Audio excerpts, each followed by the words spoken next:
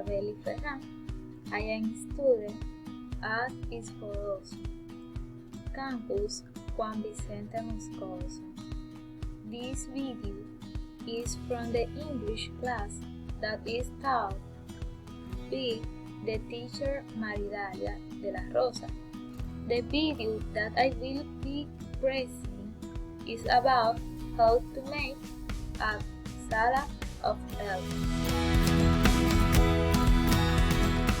How to make and prepare an elbow salad.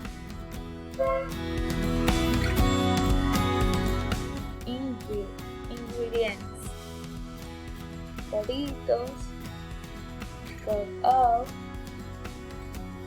vinegar, cheese, ham, mayonnaise, pork, onion, cube, hot bell pepper, Cuban pepper.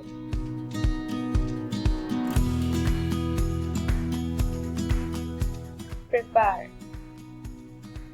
Boil the elbow in water for 10 to 15 minutes over medium heat with a little salt test. 2. Drain the elbows with a strainer and place them in a clean container. 3.